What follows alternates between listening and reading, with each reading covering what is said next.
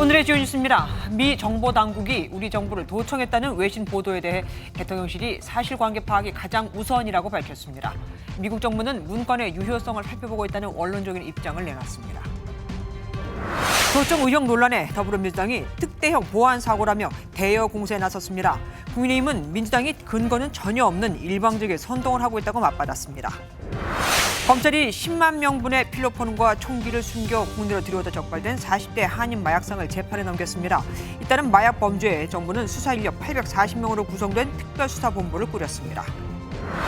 어린이 보호구역에서 대낮 만취운전으로 9살 초등학생을 치어 숨지게 한 혐의를 받는 60대 남성이 구속됐습니다. 유가족들은 엄벌을 촉구했습니다. 국민의힘 김기현 대표가 1년 앞으로 다가온 내년 총선과 관련해 검사 공천설은 근거 없는 괴담이라고 말했습니다. 당 안팎에서 제기된 대통령실 검사 공천설에 선을 긋는 것으로 보입니다. 붕괴 사고가 난 경기도 분당 정자교와 탄천변 교량 16개 모두 한 회사가 설계한 것으로 확인됐습니다. 성남시는 설계에 문제가 없었는지, 시공은 제대로 이루어졌는지 조사하고 있습니다. 단독 보도합니다.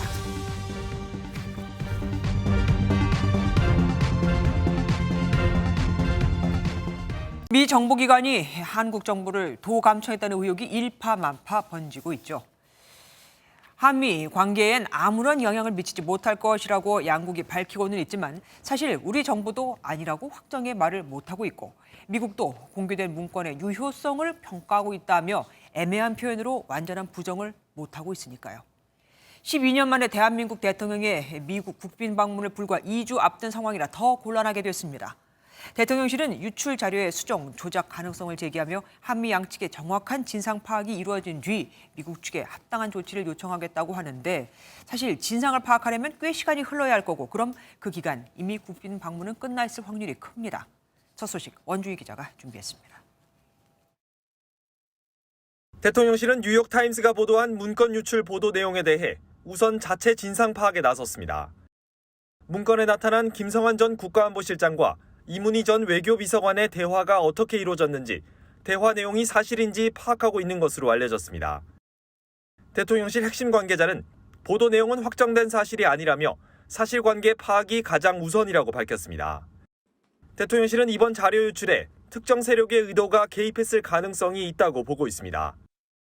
유출 자료 대부분이 러시아 우크라이나 전쟁과 관련된 내용인데다 미국에서도 자료 일부가 수정, 조작됐을 가능성이 제기됐다는 설명입니다.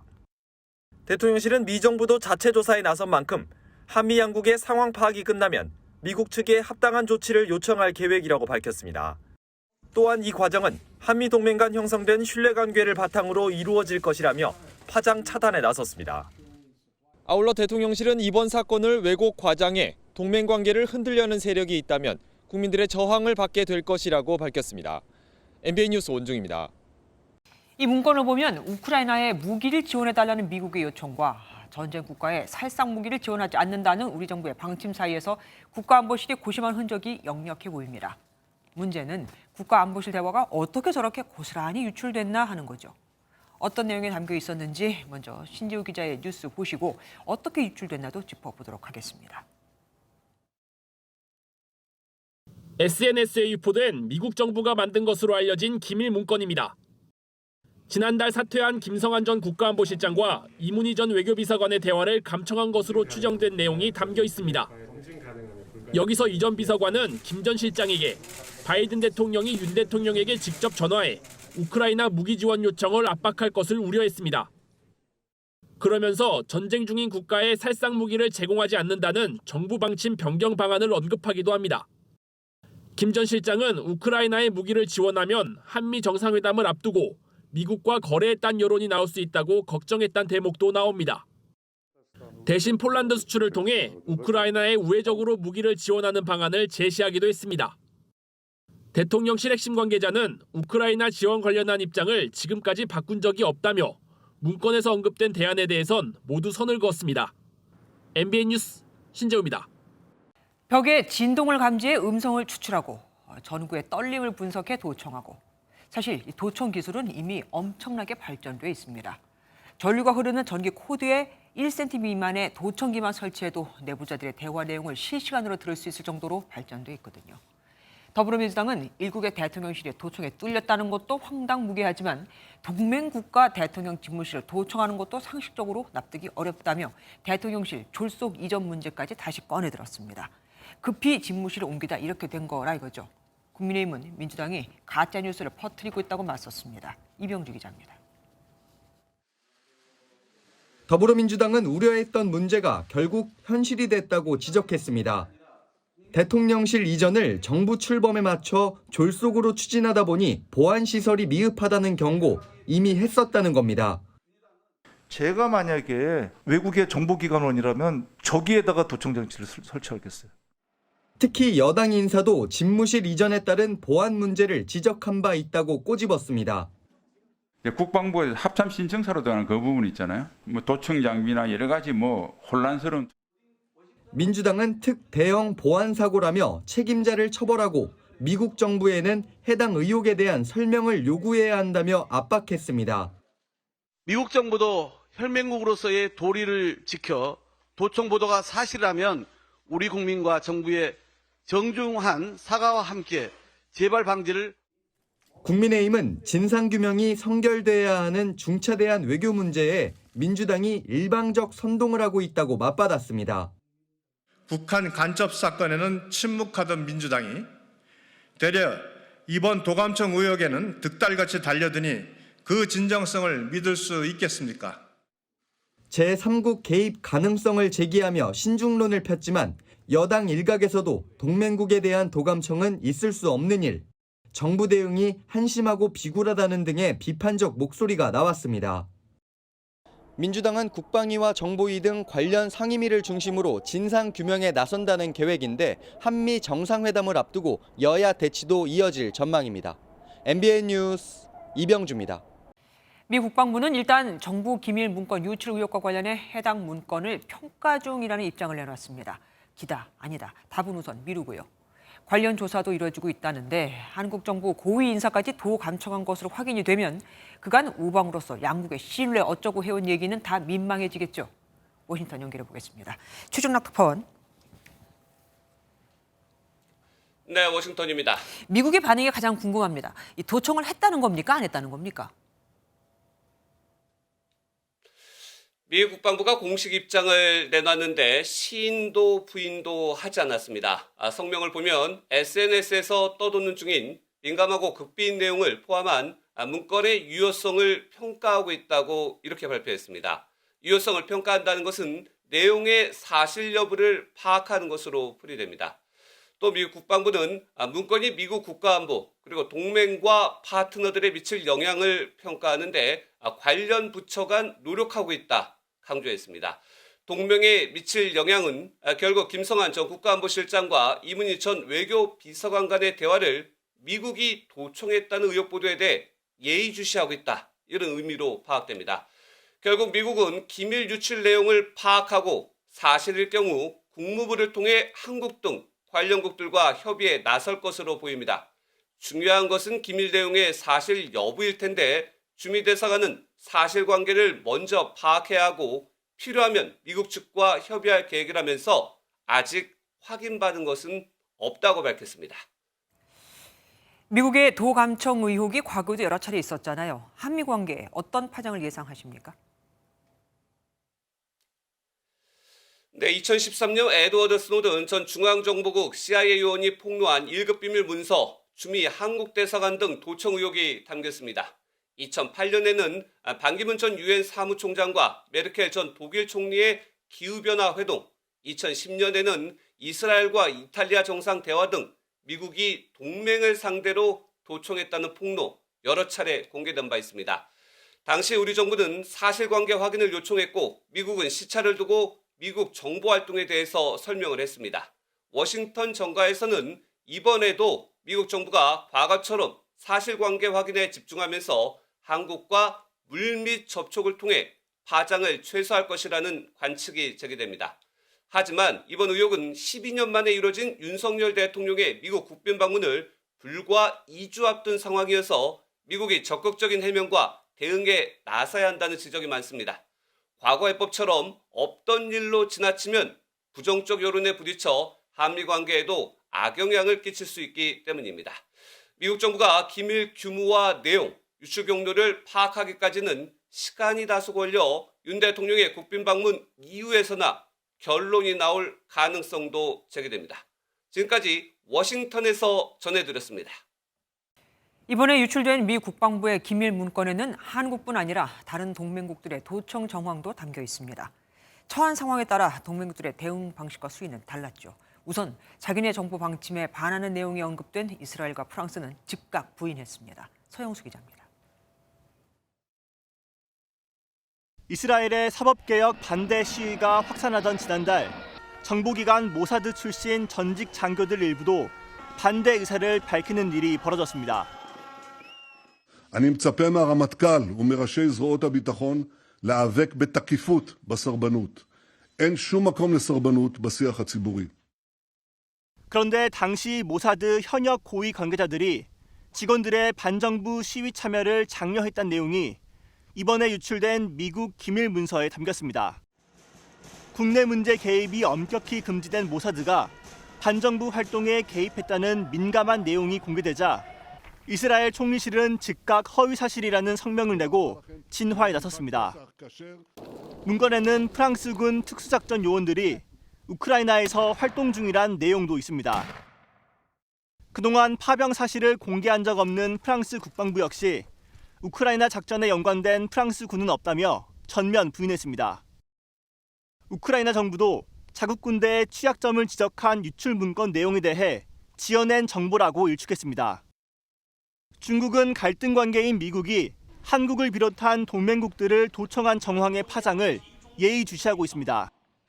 중국 관영지 환구시보는 호랑이의 앞잡이가 되면 결국 호랑이에게 물린다며 한미 관계의 불평등성이 이번 사태의 배경에 자리하고 있다고 지적했습니다.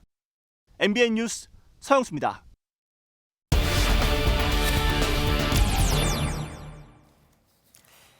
문건 유출 의혹 관련해서 정치부 황재원 기자와 더 자세히 알아보겠습니다. 어서 오십시오. 네. 문건의 진실 여부야 한미 발표를 기다려야 할 내용이고 기밀문서 내용이 사실이라면 미국 당국이 이런 정보를 어떻게 갖게 됐는가가 중요한 쟁점 아니겠습니까?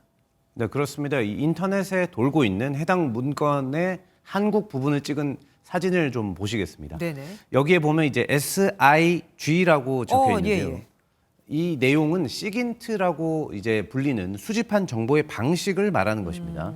그러니까 시그널과 정보를 결합한 용어로 위성이나 특수 장비를 활용해 두 사람의 통신이나 통화 내용을 도감청하는 방법을 의미합니다. 그래서 그러니까 평소에 얘기하는 정보원, 그러니까 휴민트를 이용한 정보가 아니라고 국내외 언론들이 보도하는 근거가 바로 이 SIG라는 단어입니다. 그러면 현재 대통령실 건물이 도청이나 감청을 당하고 있거나 아니면 대통령실 관계자들의 전화기가 도청당하고 있다라고 해석해 볼 수도 있는 거네요. 네, 그거는 확실하지 않고요. 아직은 CIA 등 미 정보기관이 어떤 식으로 정보 수집을 하느냐, 이거는 지금으로서는 알 수가 없는 상황이죠. 하지만 이 대통령실 관계자에 따르면 이 작은 소리로도 타국 정보기관이 감청을 할 수 있는 정도의 기술이 발달했고, 그래서 이 용산 청사의 건물 창문도 이중 창문으로 돼 있다, 이렇게 알려져 있습니다. 네. 그리고 이 용산으로 이전을 할 때 모든 창문에 도감청 방지 필름을 붙인 것으로 알려졌습니다. 그러니까 도감청에 대해 대통령실도 어느 정도 대비는 했던 것이었습니다. 예. 최소한 과거 청와대 수준까지는 이것을 했을 것으로 보이는데 대통령실 핵심 관계자는 청와대 때 지하 벙커는 구조가 반쯤 지상으로 돌출돼 있어서 지금 대통령실이 근무하는 곳의 보안이나 이 안전은 용산이 더 강화돼 있다, 이렇게 볼 수 있다고 밝혔습니다. 다만 이 유출 문건의 내용이 이 대화를 안보실 직원들이 한 날짜와 사람 이름까지 적혀 있지 않습니까? 그래서 상당히 좀 구체적인 수준이기 때문에 실제 도감청이 이루어졌을 가능성도 배제할 수는 없어 보입니다. 이문희 전 비서관 그리고 김성환 전 안보실장이 대화의 내용을 기억하지 않겠습니까? 연락을 취해봤지만 통화를 할 수는 없었습니다. 아까 잠깐 전해드렸지만 전구의 떨림 정도로도 도감청이 가능하다고 하는데 우리는 그냥 감청 방지 필름 붙인 게 다라니까 좀 섭섭하기는 하네요. 어쨌든 아까 대통령실은 특정 세력에 개입했을 가능성이 있다고 얘기를 했습니다. 그 특정 세력이라고 하면 누구를 말하는 걸까요? 네, 우리나라와 관련된 문건도 그렇지만 이 타국 관련 문건도 보면 대부분이 이 러시아 우크라이나 전쟁과 관련이 있는 문건들입니다. 네. 이 그렇게 뭐 도감청 능력이 뛰어난 미 정보기관이 수집한 정보 중에 하필 이 전쟁과 관련된 정보만 왜 유출이 됐느냐? 여기에서 이 대통령실의 문제 의식이 있는 것입니다. 네. 그러니까 때문에 우리나라가 무기 지원을 실제 어떤 경로를 통하려든 하지 못하게 하도록 여론 조성을 하려는 쪽, 그러니까 유출을 해서 이익을 얻는 쪽, 여기가 유출 당사자가 아닌가 이런 의혹이 나옵니다. 네네. 이 점에 대해서 이 로이터 통신 등 외신들은 러시아 정부 혹은 친러시아 조직이 배후라는 보도를 쏟아내고 있습니다. 그런데 이런 상황에서 김태효 안보실 1차장이 내일 미국으로 가지 않습니까? 그렇습니다. 김태효 1차장은 내일부터 3박 5일 동안 미국 워싱턴 DC를 방문할 예정입니다. 이번 이슈 때문은 아니고요. 이 성공적인 국빈 방미를 위한 협의와 대북 문제 등 이슈에 대한 의견을 교환할 계획이다. 이렇게 대통령실은 전했습니다. 이미 예정됐었던 이제 방문이라는 건데요. 네. 하지만 뭐 이번 도감청 문건 이슈가 지금 국제적으로 상당히 민감한 이슈이기 때문에 상식적으로 이 현안도 중요하게 논의가 될 것으로 보입니다. 네. 뭐 안 물어보고 오면 오히려 미국이 더 우리를 쉽게 보지 않을까 싶기도 합니다. 지금까지 황재현 기자와 뉴스적 함께했습니다. 연일 충격적인 마약 범죄 소식이 전해지고 있죠. 이번엔 미 영주권자가 이삿짐으로 위장해 필로폰 10만 명분과 권총, 실탄까지 들여와 판매하려다 적발됐다는 얘기입니다. 미국에 있으면서 이미 마약 사업을 하고 있었다고 하네요. 마약 범죄 폭증에 정부는 기존의 10배, 그러니까 840명의 수사 인력을 동원한 매머드급 특수본을 출범시켰습니다. 심가현 기자입니다.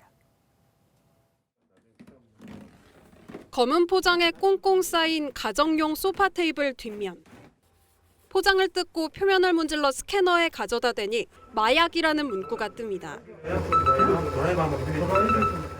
공구함에는 45구경 권총과 실탄 50발이, 옷장 맨 위 서랍칸에는 필로폰이 숨겨져 있습니다. 이 박스 하나가 전부고 다른 데는 아무리 지져봐도 없습니다. 제가 솔직하게 말씀드리는 거예요. 미국에서 부산항을 통해 마약과 권총, 실탄을 이삿짐으로 위장해 들여온 40대 장모 씨가 검찰에 적발돼 재판에 넘겨졌습니다. 밀수한 필로폰은 3.2kg으로 시가 8억 원어치, 10만 명이 동시에 투약할 수 있는 분량입니다. 미국 영주권자로 LA에서 약 15년간 마약 판매상으로 활동한 장 씨는 입국 후 국내 사범과 접촉한 정황도 포착됐습니다. 마약과 총기류가 합쳐진 첫 동시 밀수 사례입니다. 이처럼 최근 국내 마약 범죄 상황이 심각해지면서 검찰과 경찰 등을 포함한 840명 규모의 매머드급 특수본이 공식 출범했습니다. SNS 등의 비대면 거래 모니터링을 강화하고 청소년 대상 마약 범죄는 구속 수사 원칙에 최대 무기징역까지 가능하도록 했습니다. 미래 세대를 마약 범죄로부터 보호하여 대한민국이 다시 마약 청정국이 될 수 있도록 역량을 모아 총력 대응하겠습니다. 특수본은 마약 유통으로 벌어들인 범죄 수익 역시 특별법을 적용해 완전히 박탈할 방침입니다. MBN 뉴스 심가현입니다. 서울 강남 학원가에 뿌려진 마약 음료는 강원도 원주의 한 주택가, 그것도 초등학교 근처에서 만든 것으로 드러났죠. 그런데 여기서 마약 음료를 제조한 범인은 낮에만 바쁜 게 아니었습니다. 그 인근에서 성인 PC방을 무허가로 영업한 정황이 드러났거든요. 낮엔 마약을 제조하고 밤엔 불법 성인 PC방을 운영하고. 신영빈 기자가 단독 보도합니다. 강원도 원주의 한 성인 PC방입니다. 내부는 좀처럼 볼 수 없고 문은 굳게 닫혀 있습니다. 2월 25일 날 광고를 냈다가 보니까 나간 것 같아서 얼마 전까지는 했던 것 같은데. 이곳 PC방과 3km 정도 떨어진 거주지를 오가며 마약 음료를 만들어 온 길 씨는 지난 7일 경찰의 덜미를 잡혔습니다. 취재진이 확보한 인근 CCTV에서도 길 씨의 모습을 확인할 수 있었는데 길 씨는 이 PC방을 신고 없이 무허가로 한 달간 영업해온 것으로 확인됐습니다. 저희 쪽에다가 정상적으로 이 허가를 신청하신 분이 아닌 것 같아요. 이미 그냥 간판을 달고 거기다가 운영을 하신 것 같거든요. 길 씨가 중국에서 들여온 빈 병에 던지기 수법으로 받은 필로폰과 우유를 섞어 마약 음료를 만든 곳도 찾아가 봤습니다. 초등학교가 100m 거리에 있는 평범한 주택가였는데 주민들은 놀라움을 감추지 못했습니다. 학생들이 다니기도 하고 제가 아기를 가지고 있는 입장에서 언제든지 저희도 그 상황에 노출될 수 있다라는 게 그래서 안전하지 않구나라는 생각을. 음료 제조에 사용한 필로폰 판매책을 붙잡은 경찰은 길 씨가 중국 내 마약 제조 지시책에 협박을 당한 정황도 확인하고 정확한 범행 동기를 조사 중입니다. MBN 뉴스 신영빈입니다. 이번 강남 마약 음료 사건은 보이스피싱과 마약이 합쳐진 신종 피싱 범죄입니다. 주범은 중국에서 지시를 내리고 마약을 보내고 피해자 부모들에게 협박 전화를 할 땐 국내에서 누군가가 해외 발신 번호를 010, 우리의 휴대전화처럼 바꿔주는 형식으로 말이죠. 그리고 마지막이 마약 음료 살포였죠. 붙잡힌 4명 중 1명은 지적장애인이었습니다. 한두 번 보이스피싱 범죄에 이용된 게 아니었죠. 이시열 기자가 단독 보도합니다. 경찰은 이번 사건을 보이스피싱 조직이 주도한 마약 범죄로 보고 수사 중입니다. 우선 중국에 체류 중인 한국 국적의 20대 이모 씨와 중국 동포 30대 박모 씨에 대한 체포영장을 신청하고 추적에 나섰습니다. 또 검거된 중간책 가운데 일부는 과거 보이스피싱 사건에 연루된 것으로 파악됐습니다. 윗선인 이 씨 등의 지시를 받고 마약 음료를 만든 길모 씨와 중계기로 번호를 조작한 김모 씨의 보이스피싱 범죄 가담 전력이 확인된 겁니다. 지금 현재 받고 계신 관련 혐의 모두 인정하십니까? 혐의 소명을 어떻게 하실 건가요? 감사합니다. 또 4명의 살포책 가운데 여성 1명도 과거 보이스피싱 수거책으로 활동한 것으로 드러났습니다. MBN 취재 결과 이 여성은 지적장애인이었는데 보이스피싱 조직의 권유로 범행에 가담한 것으로 확인됐습니다. 경찰은 마약 음료 100병 가운데 학원가에 배포된 건 총 18병이며 협박 피해 신고 7건 중 1건만 1억 원을 대가로 요구했다고 밝혔습니다. MBN 뉴스 이시열입니다. 술에 취해 어린이 보호구역에서 9살 초등학생을 치어 숨지게 한 60대 운전자에 대해 법원이 구속영장을 발부했습니다. 유족은 다시는 이런 일이 생겨서는 안 된다며 숨진 배승아 양의 이름과 얼굴을 공개했습니다. 강세훈 기자입니다. 9살 승아는 웃음이 많은 밝은 아이였습니다. 안녕하세요. 장승아예요. 잘 다니는 배승아입니다. 사고 지점에는 승아를 추모하는 꽃과 장난감이 놓였습니다. 속상하고 밤에 엄청 많이 울어서. 승아는 이 인도를 갔다가 만취 차량에 치여 숨졌습니다. 그런데 이곳이 스쿨존임에도 안전펜스 등 사고 보호 장치는 설치되어 있지 않았습니다. 관할 지자체와 경찰은 뒤늦게 안전장치 설치를 검토하겠다고 밝혔습니다. 보도 유혹폭이라든가 도로 보도 설치 및 관리 지침도 여러 가지 규정 봐야 되고. 가해 운전자인 60대 박모 씨는 사고 이틀 만에 모습을 드러냈습니다. 너무 죄송합니다. 유가족분께 죄송하다는 말씀 거듭. 그러면서 사고 당시 아이를 안치려고 브레이크를 밟았다고 말했습니다. 하지만 경찰의 말은 다릅니다.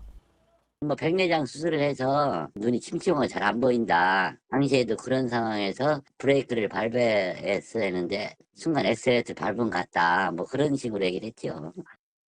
유가족은 운전자를 엄벌해달라고 촉구했습니다. 승아 다음 달에 생일인데 침대랑 사주려고 했었는데 법원은 도주 우려가 있다며 운전자 방 씨에 대한 구속영장을 발부했습니다. MBN 뉴스 강세훈입니다. 배승아 양을 숨지게 하는 음주운전자는 어떤 처벌을 받게 될까요? 이 경우를 한번 보실까요? 지난해 7월 어린이 보호구역에서 초등생에게 중상을 입힌 30대는 최근 집행유예를 선고받았습니다. 이른바 민식이법이 시행된 지 3년이 넘었지만 최소 3년 이상 징역, 최대 무기징역이라는 처벌은 실감키가 쉽지 않죠. 물론 이 경우는 아이가 숨졌을 경우지만요. 노승환 기자가 보도합니다. 초등학교 2곳이 나란히 있는 인천의 한 어린이 보호구역입니다. 지난해 7월 10일 오후 오토바이를 몰던 30대 운전자가 보행신호에 길을 건너던 11살 초등학생을 치었습니다. 이 학생은 다리가 부러지는 등 전치 12주의 중상을 입었습니다. 당시 오토바이 운전자는 신호를 위반해 사고를 냈는데도 최근 법원에서 집행유예를 선고받아 실형을 피했습니다. 민식이법으로 불리는 특정범죄 가중처벌법이 어린이 보호구역 교통사고 처벌을 강화한 지 3년이 넘었지만 현실은 크게 달라지지 않았습니다. 경찰청 집계를 보면 민식이법이 시행되기 전이나 시행된 뒤나 어린이 보호구역 어린이 사고는 한 해 500건 안팎으로 줄지 않고 있습니다. 법 시행 후 어린이가 숨지거나 다친 사건의 1심 판결 173건 중 실형이 선고된 건 8건에 불과합니다. 학계에선 이젠 우리나라도 처벌 강화를 넘어 자동 제동 장치 등 기술적으로 사고를 원천 차단하는 방법을 찾을 때라고 조언합니다. 시설 차원이라든지 처벌 이런 부분들은 많이 접근을 했습니다. 보행자가 지나갈 때는 자동으로 차량이 정지하는 이런 차세대 시스템으로. MBN 뉴스 노승환입니다. 분식집을 운영하던 50대 가장이 오토바이를 타고 배달을 가다 역주행하던 차량에 치여 숨졌습니다. 자녀 셋을 키우는 가장의 목숨을 앗아간 이번 사고의 원인도 음주운전이었습니다. 이지호 기자가 취재했습니다. 도로 위에 오토바이 한 대가 쓰러져 있고 SUV 차량 주변에 사람들이 모여 있습니다. 한 남성은 바닥에 쓰러져 있는 사람에게 심폐소생술을 합니다. 어제 저녁 6시 반쯤 경기도 하남시의 한 도로에서 30대 운전자가 몰던 SUV 차량이 중앙선을 넘어 마주오던 오토바이를 들이받았습니다. SUV 차량은 역주행으로 오토바이 방향으로 그냥 달려왔습니다. 오토바이는 뒤로 한 25m 정도 날아가고 사람은 그 자리에 떨어져서. 오토바이를 친 역주행 차량은 안전 펜스를 부수고 이 담벼락까지 들이받은 뒤에 멈춰섰습니다. 가해 운전자는 혈중 알코올 농도 0.037%, 면허 정지 수준의 음주 상태에서 사고를 낸 것으로 조사됐습니다. 숨진 50대 남성은 하남에서 아내와 분식집을 운영하며 세 자녀를 키우던 가장으로 알려졌습니다. 사고 당시 오토바이를 직접 몰고 떡볶이를 배달하던 중이었습니다. 갑작스런 비보를 접한 유가족은 한평생 일만 했던 분이 하루아침에 떠났다는 현실을 받아들이기 어렵습니다. 일만 하는 아버지였어요. 어렸을 때부터 주말에도 일도 하시고 원망스럽죠. 원망스럽지 않을 수가 없죠. 상식적으로 음주를 했으면 운전을 안 하는 게 맞잖아요. 경찰 조사에서 가해 운전자는 사고 전날 늦게까지 술을 마신 뒤 잠을 제대로 자지 않았다고 진술했습니다. 경찰은 가해자가 술이 덜 깬 상태에서 졸음운전을 하다 사고를 낸 것으로 보고 구속영장 신청을 검토하고 있습니다. MBN 뉴스 이조입니다. 음식을 배달받고 결제할 때 카드 결제기를 2대 갖고 있다면 일단 의심을 좀 해보셔야 할 듯합니다. 결제하는 척하면서 카드 복제기로 카드를 복제한 뒤 이게 안 되네 하면서 다른 결제기로 다시 결제하는 식으로 신용카드를 복제한 일당이 붙잡혔거든요. 경기 안산에서는 차를 빌려 고의로 교통사고를 낸 뒤 보험금을 챙긴 같은 배달업체 기사들이 무더기로 적발됐습니다. 안진우 기자입니다. 헬멧을 쓴 한 남성이 배달 음식을 들고 엘리베이터에 탑니다. 이 배달 기사가 다시 CCTV에 포착된 곳은 부산의 한 기금속 매장. 음식을 시킨 손님의 신용카드를 몰래 복제해 사용한 겁니다. 손님에게 받은 카드를 먼저 복제기에 넣어 정보를 빼낸 뒤 결제가 잘 안 됐다며 다시 진짜 단말기로 결제해 신용카드를 복제한 배달기사들이 경찰에 붙잡혔습니다. 배달기사 13명은 이런 수법으로 지난해 9월부터 12월까지 1,700만 원 상당의 부당이익을 챙겼습니다. 주범들은 모두 20대 초반으로 배달 대행 일을 하며 알게 되어 사전에 총책, 중간 관리책, 위조책, 전달책 등 역할을 분담하여 치밀하게 범행을 계획하고 있습니다.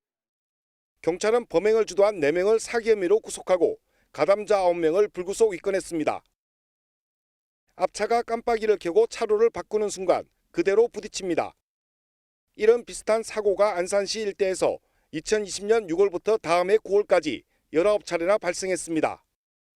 배달기사들이 렌트카를 빌려 고의 사고를 낸 겁니다. 같은 배달업체 기사 20명이 일부러 사고를 내고 타간 보험금은 1억 6천만 원이 넘습니다. 배달 대행 업체 안에 소속돼 있는 사람들입니다. 그러다 보니까 지인 이제 차근차근 알게 된 걸로 차량에 그냥 옆에 타라 동승을 해서 이제 입원을 하고. 경찰은 주범인 20대 남성을 보험 사기 혐의로 구속하고 범행에 가담한 19명을 검찰에 넘겼습니다. MBN 뉴스 안진우입니다. 붕괴 사고가 난 분당 정자교는 보행로엔 지지대가 없는 공법으로 건설돼 있었습니다. 차로 쪽에만 지지대가 있었던 거죠. 불법이나 편법은 아닙니다. 인근 순회교와 불정교를 포함해 분당 탄천에 설치된 교량 대부분이 이 공법으로 세워졌는데 같은 회사가, 그러니까 한 회사가 16개 교량 모두를 설계한 것으로 확인됐습니다. 해당 교량들의 붕괴 방지 지지대를 긴급 설치한 성남시는 설계에 문제가 없었는지, 시공은 제대로 이루어졌는지 조사하고 있습니다. 윤기란 기자가 단독 보도합니다. 붕괴 사고가 난 정자교는 외팔보라고 불리는 캔틸레버 형태의 구조물입니다. 차도 밑에는 교각이 받치지만 도로 가장자리인 보행로에는 지지대가 따로 없는 공법입니다. 보행로 기울어짐 현상으로 통제된 인근 순회교와 불정교를 비롯해 탄천의 주요 다리 16개 모두 이 외팔보 공법으로 건설됐습니다. 16개 교량의 시공사는 제각각이지만 설계는 모두 사무기술단이라는 한 회사가 한 것으로 확인됐습니다. 공법에 문제가 없다고 하지만 같은 회사에서 설계한 교량에서 이상 현상이 나타난 만큼 성남시는 해당 16개 교량에 붕괴 방지용 지지대를 긴급 설치했습니다. 정자교와 같은 공법으로 건설된 교량 16개소에 대하여 이번 주말까지 교량 보행자로 하중을 분산시킬 수 있는 구조물 일명 잭 서포트를 설치하겠습니다. 성남시는 외팔보 공법으로 건설된 교량에 대해 설계는 제대로 됐는지, 제대로 됐다면 설계대로 시공이 잘 이루어졌는지 정밀 점검할 방침입니다. 보강만으로 안전이 보장되지 않는다고 판단되면 전면 재시공도 불사하겠다는 입장입니다. 경찰도 정자교 발주부터 설계와 시공, 감리, 유지관리까지 전방위 수사를 벌여 붕괴 사고의 원인 규명과 책임자 처벌에 집중하고 있습니다. MBN 뉴스 윤기란입니다. 문제는 안전에 문제가 있을 수 있는 이 교량이 분당에만 있는 게 아니라는 겁니다. 일기 신도시 분당과 같이 건설된 일산 등 경기도에만 보강이 필요한 C등급을 받은 다리가 50곳이 넘는데 관리가 제대로 되지 않고 있거든요. 이기옥 기자가 전문가와 함께 현장에 다녀왔습니다. 경기 고양시 일산 서구의 한 교량. 정자교처럼 차도 옆에 인도가 붙어있는 구조인데 근처에 아파트 단지가 있어 차량은 물론 보행자 통행도 적지 않습니다. 지어진 지 20년이 넘었고 안전진단에서는 C등급을 받은 다리 하부에 나와 있습니다. 보시는 것처럼 이음매 쪽에 빗물이 지속적으로 새면서 이끼가 펴 있고요. 그리고 군데군데 균열이 가 있는 모습을 볼 수가 있습니다. 그러다 보니까 이쪽에 보면 기둥이 있는데 기둥에 녹이 심하게 쓸어 있는 모습도 함께 확인할 수가 있고요. 빗물 때문인지 이 구조물들이 상당 부분 침하에 있는 모습도 관찰할 수가 있는데 아직까지 보강 공사라든가 후속 조치는 이루어지지 않고 있습니다. 네, 맞물리는 부분에 조인트가 있는데 부실하면은 물이 들어가고 이렇게 녹이 슬어요. 이제 물 떨어지죠. 위에서 하이에서 물이 들어오고. 고양시 행신동의 이 육교도 안전진단에서 C등급을 받았는데 곳곳에 녹이 슬어 있고 바닥이 들떠 있습니다. 평소에 다닐 때 그래도 안전에 대해 가지고서 조금 불안한 감은 없지 않아 있습니다. 지은 지 30년이 지난 교량은 전국적으로 모두 6,500여 곳. 이 중 보수 보강이 필요한 C등급 교량은 경기도에서만 58곳에 달합니다. 이제 곧 장마철이 다가올 건데 폭우 등으로 인해서 노후 시설물이 붕괴되지 않도록 전문 인력을 통한 안전 점검과 유지 관리가 정자교도 보수 공사를 거쳐 지난해 하반기 B등급을 받았는데도 붕괴 사고가 났던 만큼 장마철을 앞두고 철저한 점검이 필요하다는 지적입니다. MBN 뉴스 이기옥입니다.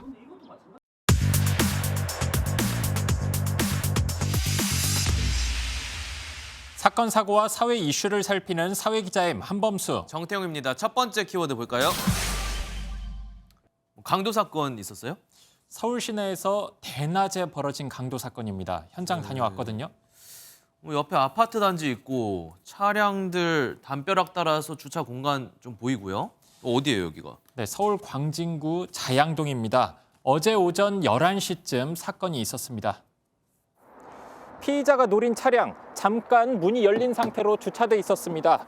안으로 들어가서 흉기로 운전자를 위협하고 몸싸움을 벌였습니다. 금품을 요구했습니다. 피해자인 30대 남성, 목과 손바닥 등을 다쳤습니다. 힘드니까 5만 원만 달라고 요구를 받았다고 하고요. 거절하니까 용의자의 공격이 시작됐다고 합니다. 고작 5만 원에요. 네. 흉기 위협도 일단 위협인데 누가 제 차에 불쑥 들어온다고 생각하면 그 자체로 좀 소름 돋을 것 같긴 합니다. 범인 누구였을까요? 50대 남성이었습니다. 수배 전단 보면 헬멧 쓰고 오토바이로 도주하는 장면이 찍혀 있거든요. 경기 구리시로 빠져나가는 모습입니다. 편의점도 들렸어요? 범행 도구를 거기서 추가로 구입한 것 같습니다. 일찍 하시고 무직 상태로 지내서 생활고가 있었던 모양입니다. 체포했고 조사하고 내일쯤 구속영장을 신청하지 않을까 싶습니다. 현장 둘러보니까 상대적으로 외진 곳이었고 CCTV 찾기도 쉽지 않았습니다. 어쩌면 계획 범죄였을 수 있겠구나 이런 생각이 들더군요. 그렇군요. 네, 다음 내용입니다. 월급보다 땡땡땡, 돈보다 중요한 게 있다 이런 건가요? 적어도 MZ세대한테는 그렇습니다. 뭐가 그럴까요? 전경련에서 최근 조사를 하나 실시했는데요. 20, 30대를 대상으로 취업하고 싶은 기업을 물었는데 워라밸이 보장되는 기업이 1위로 꼽힌 겁니다. 네. 월급과 정년 보장 등이 각각 그 뒤를 이었습니다. 정말 슈퍼리치가 될 수 없는 이상 그래도 월급이잖아요. 그래서는 그냥 워라밸을 중시하고 일을 하면서도 나를 잃지 않는 게 더 중요하다고 생각해서. 네, 시민분 생각 잘 들었습니다. 저는 솔직히 둘 다 중요합니다. 네. 다른 내용도 설문조사에 있었나요? 네, 기업의 이미지 향상에 가장 필요한 요소에 대해서도 물었거든요. 뭘 것 같으세요? 아무래도 복지라든지 문화라든지 이런 게 나올 것 같아요. 그래도 역시 MZ는 MZ네요. 거의 비슷했습니다. 구성원 간의 소통을 제일 중요시했고요. 그리고 가장 선호하는 경영진의 특성 역시 소통형으로 꼽혔습니다. 너무 딱딱한 분위기보다는 좀 수평적이고 원활하고 소통이 잘 되면 그 기업으로서의 성과를 조금 더 높게 낼 수 있지 않을까 그런 생각을 가지고 있긴 합니다.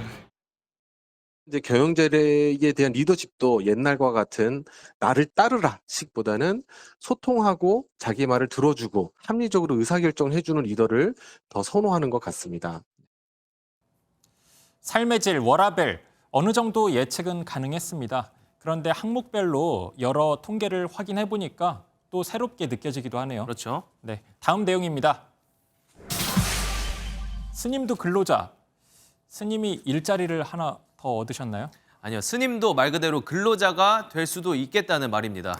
뭐 어떤 사건이 있었나 봐요? 네, 2021년부터 한 사찰에서 부주지로서 신도 관리 그리고 사찰 자료 정리 등을 해온 스님 A씨. 그런데 최근 이 사찰을 소유하고 있던 재단이 사찰을 매각하면서 갈등이 생깁니다. 자, 여기까지는 근로자랑 무슨 상관인가 싶거든요. 네, 그렇죠. 네. 그런데 이제 관련해서 욕설 등 재단과 마찰을 빚다가 A씨가 결국 해임 통보를 받았고요. A씨는 부당해고라며 구제 신청을 제기합니다. 구제 신청이 인정받으면서 근로자 지위를 얻었다 이런 내용이군요. 그런데 처음에는 사실 인정되지 않았어요. 왜냐하면 임금을 목적으로 근로를 했다고 보기는 어렵다는 그런 판단이었죠. 그런데 이 항소심격이죠. 중앙노동위원회에서 판단을 뒤집는데요. 종교적 이유가 있더라도 재단의 어떤 지휘 감독에 의한 근로였기 때문에 부당해고다 이런 말이죠. 재단의 행정 업무를 수행하면서 일일이 보고하고 그에 대한 대가로 고정적인 금원을 지속적으로 지급받아 온 점 등이 고려돼서 근로자성을 인정한 사례로 보여집니다. 이 밖에 해고 자체를 띡하고 문자로 통보받은 부분도 문제로 제기됐습니다.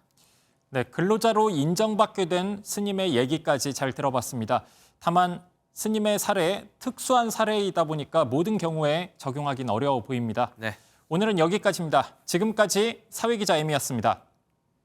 총선이 꼭 1년 앞으로 다가왔습니다.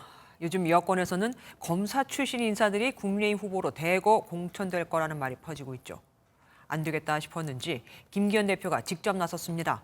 근거 없는 괴담이다. 그런 일은 절대 일어나지 않을 것이라고 선을 그은 겁니다. 하지만 대통령실이 공천을 주도할 것이라는 관측은 여전합니다. 당대표 선거 때 대통령과 가깝다는 걸 내세웠던 김기현 대표. 곤란하게 생겼죠. 유호정 기자입니다. 취임 한 달을 맞아 당내 기강 잡기에 나섰던 김기현 국민의힘 대표. 총선을 꼭 1년 앞둔 오늘 공천 문제를 언급했습니다. 윤석열 정부 출범 이후 여권에서 꾸준히 언급됐던 검사 공천설에 대해 김기현 대표는 시중에 떠도는 괴담일 뿐이라며 일축했습니다. 특정 직업 출신이 수십 명씩 대거 공천받는다는 것은 있을 수가 없는 일입니다. 그런 일은 일어나지 않을 것이며 당대표인 제가 용인하지도 않겠습니다. 검사 공천의 물갈이 대상으로 지목된 영남과 서울 강남권 현역 의원들의 불안감이 커진 상황. 김 대표는 억울한 낙천자는 없을 것이라며 후보 심사를 강화해 범죄는 물론 평소 언행도 심사 기준으로 삼겠다고 강조했습니다.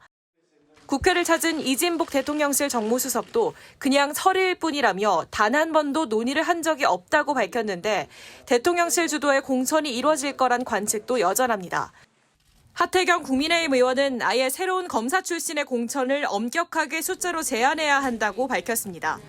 MBN 뉴스 유호정입니다. 지금 국민의힘의 전광훈 목사는 어떤 존재일까요? 전 목사는 오늘도 정치인들은 종교인의 통제를 받아야 한다. 자기 말을 들으라 이거겠죠. 이런 거친 발언을 쏟아냈고 국민의힘은 당대표까지 나서서 선긋기하느라 분주했습니다. 완전한 손절을 해야 한다는 지적도 나오는데 내년 총선에서 200석을 만들자는 말은 싫지 않을 겁니다. 참 곤란한 상황입니다. 정태진 기자가 취재했습니다. 전광훈 목사는 자신이 수십 석의 공천을 요구했다는 황교안 전 대표의 주장을 전면 부인했습니다. 나는 그때 감옥에 있었어요. 감옥에 있는 사람이 의석을 몇 석을 달라고 하는 방법도 없어요. 증거를 내놓으세요. 또 자신을 비판한 홍준표 대구시장 등을 언급하며 정치인은 종교인의 통제를 받아야 한다고 주장했습니다. 전광훈 목사의 통제를 받아야 되는 거예요. 미국처럼 상대방 당에서 공격을 하면 몰라도 같은 당에서 왜 싸우고 그러냐 말이에요. 이래가지고 200석 하겠습니까? 자신의 교회에서 실언했던 김재원 최고위원에 대해서도 왜 품지 못하냐며 두둔했습니다. 여당은 전광훈 씨처럼 극단적 인물에게 영향을 받는 정당이 아니라고 공개 경고했지만 전 목사의 발언은 더 거칠어진 겁니다. 마치 국민의힘에 영향을 끼치는 것처럼 왜곡하는 발언을 더 이상 용납하지 않겠다고. 당 지도부도 불쾌감을 드러냈습니다. 여권 지도부에 훈수하듯이 막 계속 언사가 나와가지고요. 그 사람 우리 당 당한 거 아닌데. 당 안팎에선 전 목사와의 관계를 완전히 끊어내야 한다는 목소리가 커지고 있는 가운데 당 지도부가 전 목사에 대한 입장을 분명히 해야 한다는 지적도 나오고 있습니다. MBN 뉴스 정태진입니다.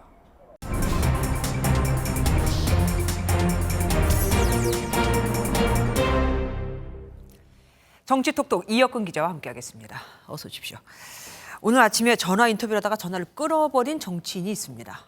네, 맞습니다. 홍준표 대구시장 이야기인데요. 네. 진행자가 내년 총선에 도움이 되면 한동훈 장관이 총선에 나가야 되느냐 이렇게 묻자 분위기가 싸늘해집니다. 한동훈 장관 이야기는 별로 하고 싶어하지 않으시는 것 같고 말을 그래 하면 안 되죠. 어? 방자합니까? 아이고 이제나 끊읍시다. 이상하게 말을 돌려가지고 아침부터 그래서. 아이고 죄송합니다. 아니 그러면요, 홍 시장님. 홍 시장님. 그러니까 지금 생방송 도중에 전화를 끊어버린 겁니다. 홍 시장 당연히 이유를 설명했겠죠, 나중에라도. 네, 홍 시장이 SNS에 이유를 설명을 했습니다. 내가 마치 한동훈 장관을 시기하는 듯한 무례한 질문을 하는 것 같아서 도중에 인터뷰를 중단했다 이렇게 설명을 했습니다. 네, 생방송 도중에 뭐 기술적인 문제 때문에 끊어진 게 아니라 이렇게 일방적으로 끄는 게 사실 이번이 처음은 아닙니다. 네, 맞습니다. 11년 전에 있었습니다. 이해찬 전 더불어민주당 대표가 당대표 후보 시절에 YTN과 인터뷰 도중 전화를 끊은 적이 있었습니다. 당대표 후보라도 원래 취지에 맞는 그 질문을 하세요. 그래야 제가 답변을 하지요. 예. 제가 다시 질문을 드립니다. 생방송 중에 이제 상당히 그 난처한 상황이 벌어졌습니다. 야, 정말 당황스러웠겠습니다. 어쨌든 이해찬 전 대표도 당시에 또 입장을 설명했겠죠. 네, 당시 이 전 대표는 국민께는 죄송하지만 YTN의 태도는 옳지 않다고 말을 했습니다. 제가 YTN에다가 사과를 요구를 할 예정이라니까요. 그거는 원래 취지대로 하고서 맨 마지막에 질문한다면 그건 양해가 되는데.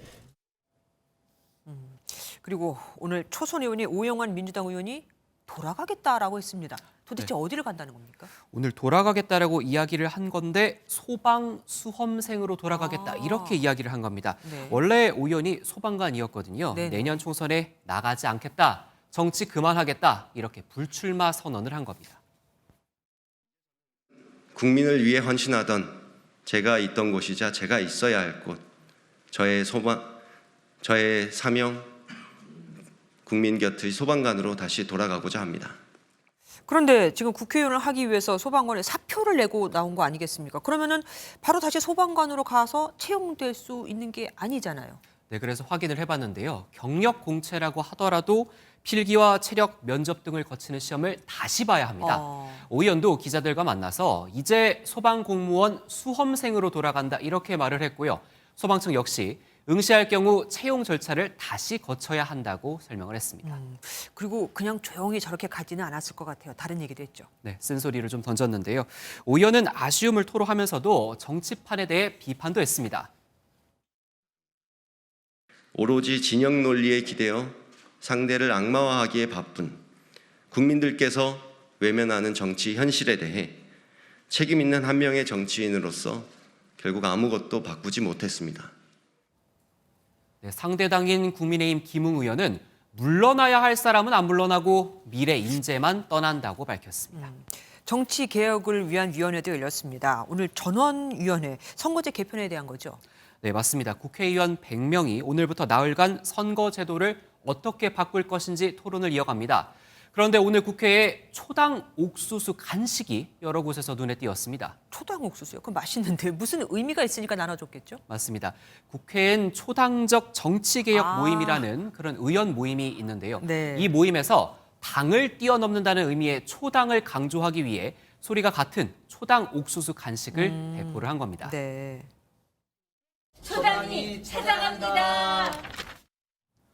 오늘 여당 의원총회에서도 이 간식이 등장했고요. 국회 출입 기자들도 이 간식을 받았습니다. 초당 옥수수 먹고 정치권이 정말로 초당적인 선거제 개편안을 내놓을지 주목해야 될 부분입니다. 예, 이게 목요일까지 진행된다고 하죠. 네, 맞습니다. 그동안 국회의원 수를 늘린다 줄인다 계속 말이 많았는데 뭐 어떻게 결론 나올지 좀 봐야겠습니다. 지금까지 정치톡톡 이혁근 기자와 함께했습니다. 지난번 기름값이 엄청 올랐을 때 정부는 유류세를 대폭 인하했었습니다. 이제 다시 세금을 올려야 하는데 그런데 어쩌죠? 국제 유류값이 또 오르고 있죠. 하지만 내린 상태를 유지하기도 어렵습니다. 경기 부진의 주식과 부동산 거래 위축까지 겹치며 올해 국세 수입에 빨간불이 켜졌거든요. 내렸던 종부세도 다시 올려야 할 판입니다. 안병옥 기자가 취재했습니다. 올해 들어 지난 2월까지 거친 국세 수입은 54조 2천억 원. 1년 전과 비교하면 15조 7천억 원, 22.5%나 줄었습니다. 부동산 양도소득세와 증권거래세, 교통, 에너지, 환경세가 크게 줄었습니다. 이런 흐름이라면 연말 20조 원 이상의 세수 펑크가 날 가능성이 커지고 있습니다. 금년에는 세수하면 굉장히 어렵다. 그리고 당초 세입 예산에 잡았던 것보다 부족할 가능성이 커 보인다. 연초부터 국세 수입에 비상이 걸리자 정부는 이달 말 종료를 앞둔 유류세 인하 조치를 단계적으로 원상 복귀하는 방안을 검토 중입니다. 유류세 인하는 올해로 3년째 시행 중인데 현재는 휘발유와 경유의 유류세를 각각 25%와 37%씩 인하하고 있습니다. 이에 따른 세금 감소분은 지난해에만 5조 5천억 원에 달합니다. 수용차 개별 소비세와 종합부동산세 공정시장 가액 비율을 높이는 방안도 거론됩니다. 저는 정상화를 하면 좋을 것 같습니다. 지금이 그냥 평상시라면 모르겠는데 앞으로 재정 소요가 얼마나 될지 잘 모르거든요. 다만 휘발유 가격이 다시 상승세로 돌아선 상황에서 세율을 높일 경우 운전자들의 반발과 경기 위축을 불러올 수 있어 고민스럽습니다. 종부세 강화 역시 현 정부의 완화 정책과 배치돼 논란이 커질 전망입니다. MBN 뉴스 안병욱입니다. 차이잉원 대만 총통의 미국 방문에 항의하며 중국이 사흘째 대만 포위 훈련을 했습니다. 어제 군용기 70대, 군함 11척을 동원한 데 이어 오늘은 13시간 동안 대만을 향한 실탄 사격 훈련을 예고, 심지어 항공모함도 출격시켰죠. 미국은 중국이 영유권을 주장하는 남중국해에서 이지스함을 동원한 훈련으로 맞대응했습니다. 베이징에서 윤석정 특파원이 보도합니다. 대만 포위 훈련 사흘째. 실탄을 탑재한 폭격기가 조기 경보기, 선멸기, 교란기의 지원 아래 대만의 목표물을 모의 폭격합니다. 로켓군 부대는 매복 상태에서 해상이동 목표물을 추적 타격하고 해군 구축함은 적군 함정 공격과 해상 봉쇄 훈련을 벌였습니다. 무엇보다 항공모함 산둥함도 훈련에 전격 투입됐는데 산둥함에서 함재기가 이륙하는 영상은 관영 언론을 통해 대대적으로 보도됐습니다. 战区海军多艘执行战巡进逼任务的驱护舰针对性展开突击敌疏泊舰船、海上封锁等行动演练。 중국의 대만 포위 훈련 시작과 함께 해상 초계기를 대만 방공 식별구역에 진입시켰던 미국은 한 발 더 나아가 남중국해에서 이지스 구축함을 동원한 훈련을 진행했습니다.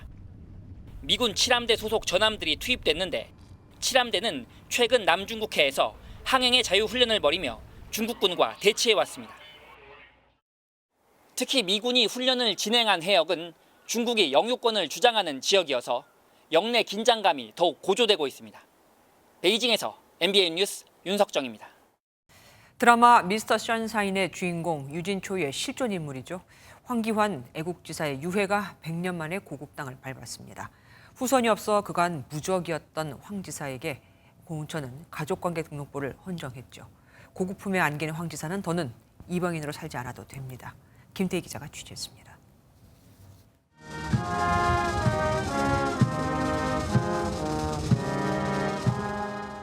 태극기로 휘감은 운구가 비행기 리프트를 타고 내려옵니다.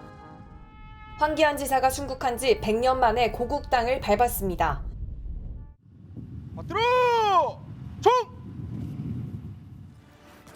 황 지사는 19살 미국으로 건너가 미군 신분으로 제1차 세계대전에 참전했습니다. 임시정부의 파리위원부 서기장에 임명돼 한국 독립의 정당성을 각국에 호소했습니다.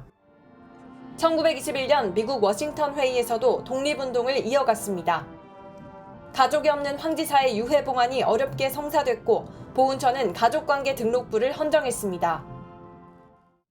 올 초에 미국 측과 아주 큰 틀의 합의를 이루었습니다. 그래서 늦게나마 그래도 100년은 넘기지 않고 우리 황기환 지사를 이렇게 모실 수 있게 되어서 다시 한번 감개무량하게 생각을 합니다.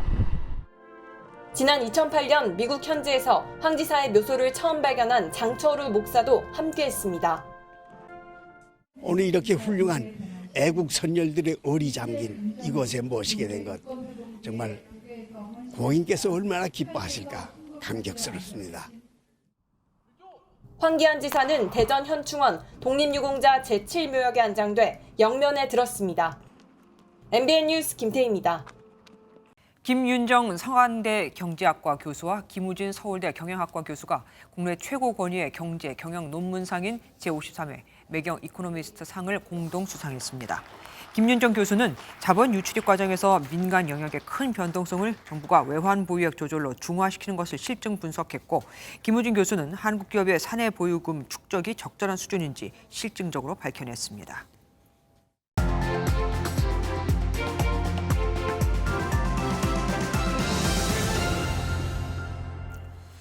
숨쉬는 공기가 귀한 나라가 있었습니다. 다행히 우리 집엔 나무가 많아 공기가 넉넉했죠. 하지만 옆집은 나무를 심은 장소가 부족했고, 그래서 공기가 부족해 가족들이 늘 힘겨워했습니다. 하지만 우리 집에 남아도는 공기를 줄 수는 없었습니다. 국가에서 공기는 꼭 얼마 이상을 받고 팔아야 한다고 정해놨는데 옆집은 그 비싼 공기를 사 마실 여유가 없었거든요. 우리 집은 옆집의 안쓰러운 상황을 보면서도 공기를 그냥 버릴 수밖에 없었죠. 출생률이 낮아지면서 남아도는 원유가 한 해 10만 톤에 이르게 됐습니다. 공급 과잉이면 당연히 가격이 하락해야 하는데, 그런데 한국에서는 우유값이 오히려 천정부지로 치솟고 있죠. 구매력 평가 환율로 비교해보면 국내 시중 우유 1리터의 소매 가격은 미국의 2.4배. 2001년 이후 20년간 미국과 유럽에서 원유 가격이 10%대 오를 때 우리는 72%나 급등했습니다. 아시다시피 불투명한 유통 구조, 사료값 급등과 더불어 정부가 2014년, 13년에 도입한 원유 가격의 생산비 연동제 때문입니다. 수요 공급과는 전혀 상관없이 낙농가의 생산비와 물가 상승률로 매년 원유 가격을 결정하는 제도죠. 한쪽에서는 과잉 생산으로 원유를 버리는데 소비자는 비싸서 제대로 사 먹지 못하고 또 우유 가공업체들은 국산 대신 저렴한 수입을 쓰면서 국산 우유 자급률은 2001년 77.3%에서 20년 만에 45.7%로 떨어졌습니다. 3년 뒤 미국 또 유럽산 유제품에 대한 관세가 폐지되면 저가의 유제품이 무더기로 쏟아져 들어올 것이고 그럼 우리 원유는 경쟁력에서 질 게 뻔하겠죠. 농림축산식품부는 올해부터 용도별 차등 가격제를 시행 중이라고 하는데 이건 우유 생산을 목적으로 한 건 비싸게, 치즈, 버터, 아이스크림 같은 가공식품을 만들기 위한 원유는 좀 싸게 한다는 겁니다. 당장 우유를 사 마시기 힘든 옆집이랑은 상관없는 얘기가 되죠. 게다가 10년이 지난 지금에 와서 고작 이게 대책이라는 생각도 지울 수가 없습니다. 복지라는 건 멀리 있는 게 아닙니다. 누구나 영양이 풍부한 우유를 조금이라도 더 편하게, 넉넉하게 먹을 수 있도록 하는 것. 이런 게 바로 작은 복지의 시작 아닐까요? 김주아의 그런데 오늘은 남아도는 우유 왜 오르나? 였습니다.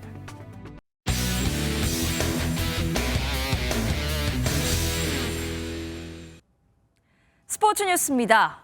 배구 여제 김연경이 만장일치로 개인 통산 5번째 정규리그 MVP를 차지하며 배구계 최고의 스타임을 입증했습니다. 한때 은퇴를 언급할 정도로 힘든 시즌을 보냈던 김연경이 MVP 트로피를 품에 안고 어떤 말을 했을까요? 최영규 기자입니다.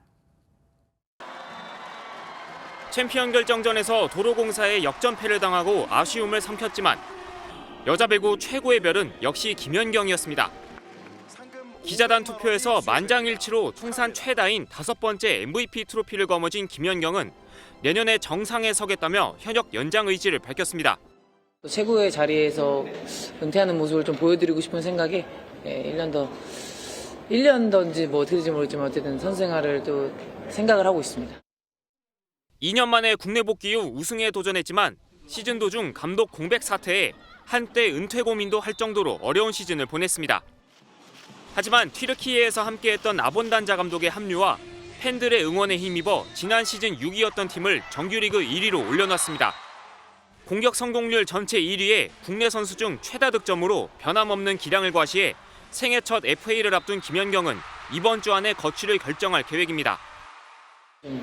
저도 좀 휴식을 취하고 싶어가지고 최대한 좀 빠르게 마무리할 수 있도록 한번 하려고 합니다.